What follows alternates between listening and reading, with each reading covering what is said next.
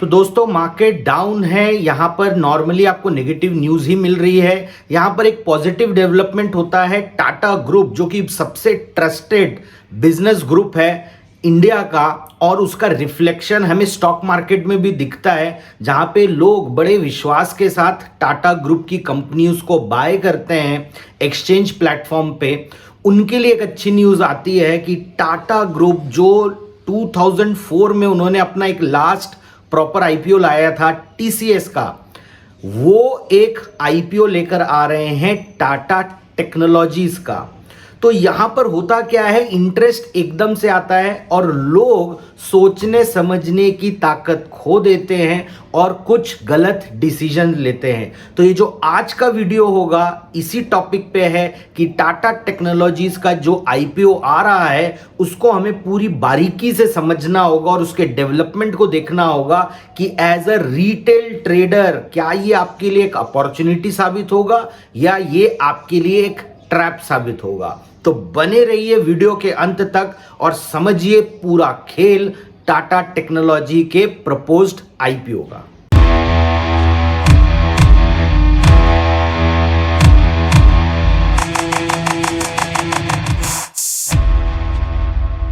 तो चलिए इसे फैक्ट बेस्ड तरीके से अप्रोच करते हैं इस टॉपिक को और समझने की कोशिश करते हैं कि ये एक्चुअली टाटा टेक्नोलॉजीज काम क्या करती है। इसकी पहले थोड़ी सी स्टोरी समझते हैं तो हमको ये समझ में आता है कि ये जो कंपनी है वो ऑटोमेटिव, एरोस्पेस और इंडस्ट्रियल हेवी मशीनरी से रिलेटेड बिजनेस पे। अब आप कहोगे कि ये सब क्या है, टाटा टेक्नोलॉजी सुनने से तो हमको लगता था कुछ इंटरनेट रिलेटेड कंपनी होगी।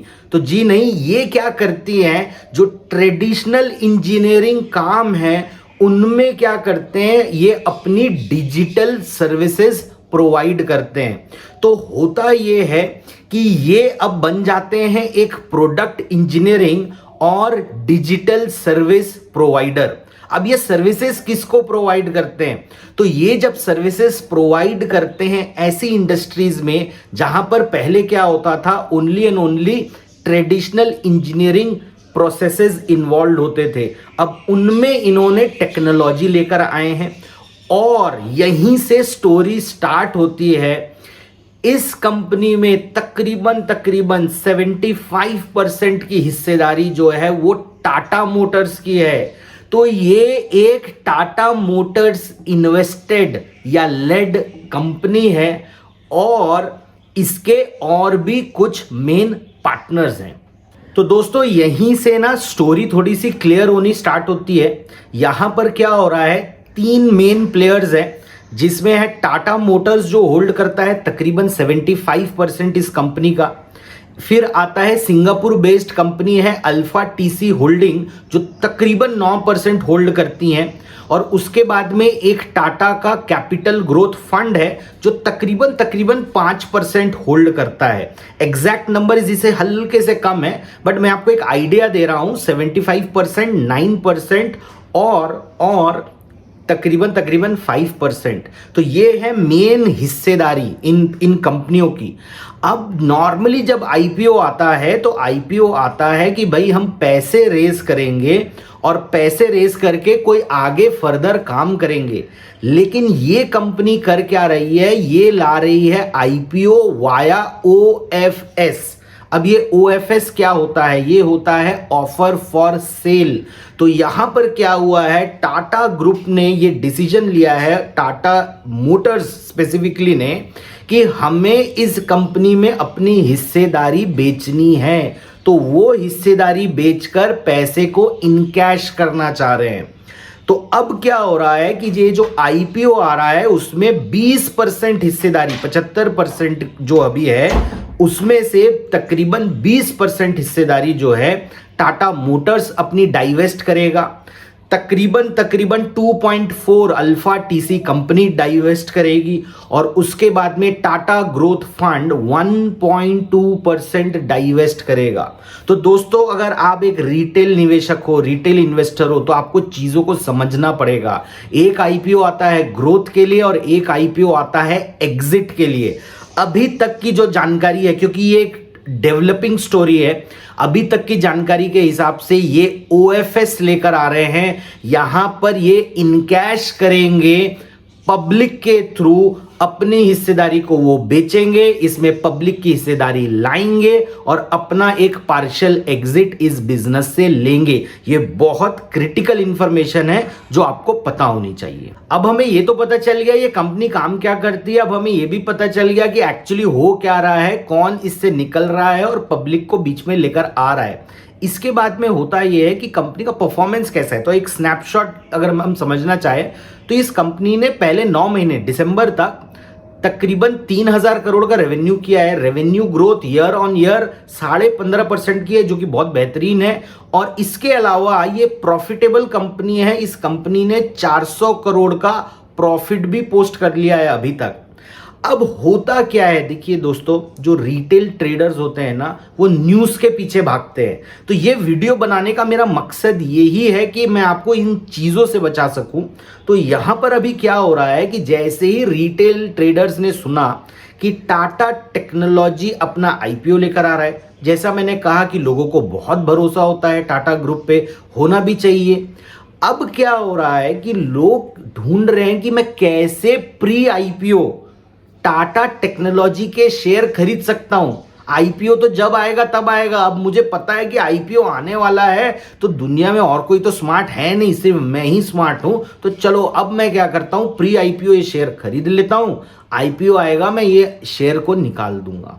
तो यहीं से आपके फंसने की शुरुआत होगी। इस पे मत फंसिए। कैसे आप फंस सकते हो इसको भी आप समझ लो। जैसे ही आदमी सर्च करना चालू करता है, देखिए इंटरनेट का ज़माना है, जैसे ही आदमी सर्च करना स्टार्ट करता है कि मैं प्री IPO कैसे खरीद सकता हूं, तो उसे पता चलता है ग्रे मार्केट होता है, अनलिस्टेड मार्केट होता है। इस अनलिस्टेड मार्केट में क्या होता है, शेयर्स अवेलेबल होते हैं उन कंपनियों के जो अभी तक लिस्टेड नहीं है। अब जब आप एकदम ठान चुके हो कि आपको इस कंपनी का शेयर खरीदना है, तो आप देखोगे ये कंपनी का शेयर आपको मात्र 900 रुपए में अवेलेबल है। तो आप कहोगे कि भाई ये तो बहुत बढ़िया मौका है, मैं IPO में अलॉटमेंट मिलेगा नहीं मिलेगा क्या होगा, इससे अच्छा मैं काम करता हूं, मैं अनलिस्टेड स्पेस से इसे खरीद लेता हूं। अब क्या होगा, जैसे ही आप इसे अनलिस्टेड स्पेस में खरीदेंगे, आप ज्यादा कुछ तो पता करेंगे नहीं, आपके दिमाग में तो एक ही चीज सवार है कि IPO के पहले इसे लेना है।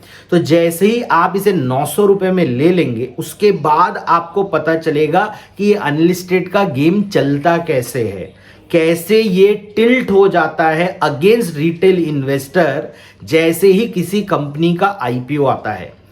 इस चीज को अगर आपको समझना है तो आपको समझना पड़ेगा कि अभी हाल फिलहाल में क्या हुआ है। जैसे जब आपने पेटीएम का IPO देखा, तो पेटीएम का IPO आया तकरीबन 2200 रुपए में। जब ये पेटीएम का IPO अनाउंस हुआ, ये अनाउंस होता है बहुत लास्ट में जाके कि क्या प्राइस बैंड होगा, तो ये जब अनाउंस हुआ उसके बहुत पहले तो ये अनाउंस हो चुका था कि पेटीएम IPO लेकर आने वाला है। जैसे ही ये खबर फैली, लोगों ने अनलिस्टेड में बाय करना चालू किया। उस समय ये बहुत ही नया स्पेस था, डिजिटल कंपनियों के, फिनटेक कंपनियों के IPO आना ही एक नई कहानी थी, ऊपर से अनलिस्टेड भी एक डेवलपिंग स्पेस था। तो वहां पर एक चीज देखी गई कि इतना मैड रश था पेटीएम के शेयर्स बाय करने का कि जो प्री IPO में ये 4-4 हजार रुपए में ट्रेड कर रहे थे। अब आप किसी को कितना भी समझा लेंगे कि यार ये पेटीएम थोड़ा सा महंगा है करके, लेकिन उस समय सबको लेना था, सिर्फ अवेलेबिलिटी की बात थी। अब आप सोचिए, अगर आपने प्री IPO सिर्फ कंपनी देखी, कंपनी का भाव नहीं देखा और आपने 4,000 रुपए में ले लिया, उसका IPO ही आया 2200 में और लिस्ट होता है 1500 रुपए में, तो आप तो डे 1 से पीछे से स्टार्ट करोगे। क्योंकि आप डे 1 से पीछे से आप स्टार्ट करोगे तो आपके लिए पूरा का पूरा क्या हो जाएगा, कैचअप हो जाएगा। तो सेम चीज होने की संभावना टाटा टेक्नोलॉजी में बहुत ज्यादा है। क्यों है मैं आपको वो भी बता देता हूं। प्री IPO में ये जो शेयर है, आज से नहीं, पैंडेमिक के टाइम से, पैंडेमिक के टाइम पे ये 1500-1600 का होता था, जो कि 700-800 भी हुआ है, लेकिन वहां से वो पहले 1500-1600 गया, फिर 2000, 3000, 4000, 5000 तक इसकी ट्रेडिंग हुई।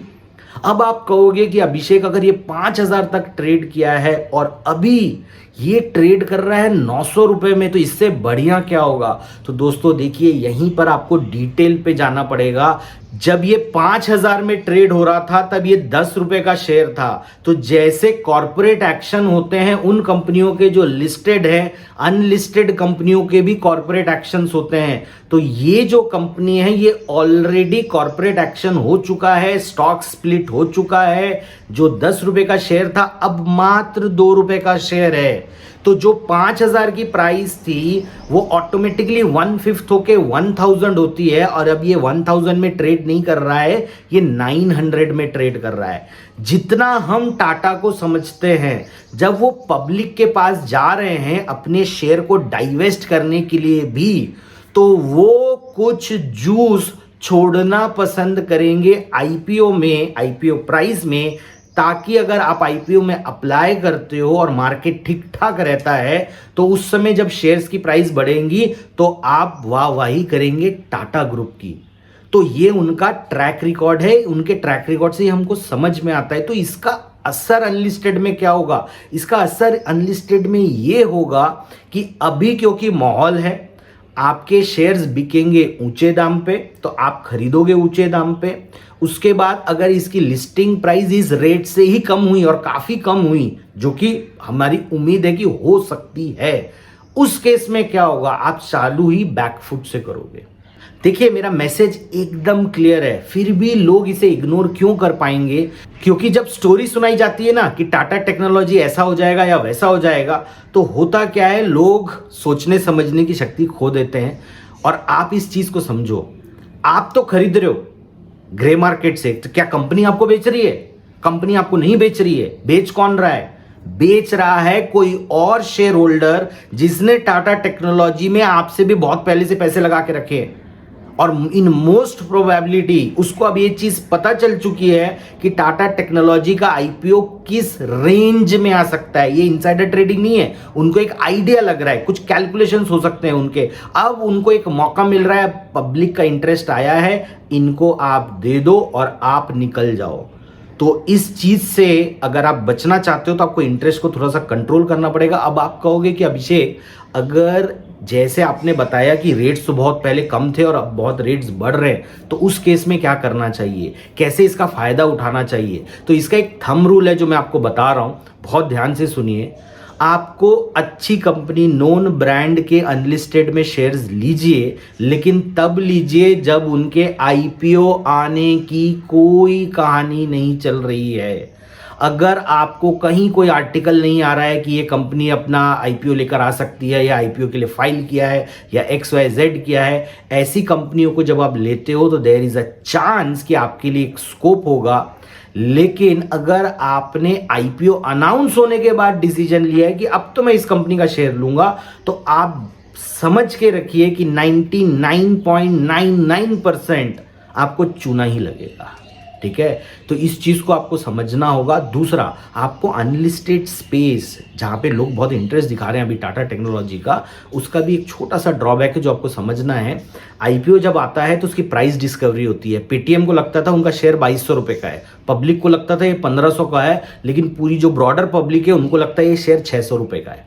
तो मार्केट में जब ये आता है उसके बाद में एक प्राइस डिस्कवरी होती है। तो अनलिस्टेड का ये एक ड्रॉबैक है, लेकिन ऐसा नहीं है कि यहाँ पे अपॉर्चुनिटीज नहीं, अपॉर्चुनिटीज होती हैं, लेकिन उसको भी आपको समझना पड़ता है। सिर्फ अनलिस्टेड में खरीदने से नहीं होता, सही कंपनी और सही दाम पे लेना बहुत इंपॉर्टेंट होता है। तो दोस्तों, उम्मीद करता हूं आपको ये हमारा वीडियो पसंद आया होगा, आपको कुछ चीज़ें समझ में आई होंगी। और मैं बार बार कह रहा हूं, पैसा बहुत मुश्किल से बनता है। पैसा आप जो कमाते हो बहुत मुश्किल से कमाते हो। आंख बंद करके निवेश मत कीजिए, न्यूज़ सुनिए, इंटरटेनमेंट लीजिए, बट आप उसको पार्टिसिपेट करने के पहले 10 बार सोचिए। अदरवाइज होगा क्या कि हार्ड एंड मनी बहुत आसानी से चले जाएंगे स्टॉक मार्केट पे। तो अगर आपको ये वीडियो पसंद आ रहा है, आपको हमारी पहल पसंद आ रही है, आपको हमारा एफर्ट पसंद आ रहा है, तो प्लीज़ इस वीडियो को और इस चैनल को सब्सक्राइब कीजिए, अपने दोस्तों और चाहने वालों के साथ शेयर कीजिए और ऐसे टॉपिक हमें रिकमेंड कीजिए जिन टॉपिक पे मैं आपके लिए वीडियो बना सकूं।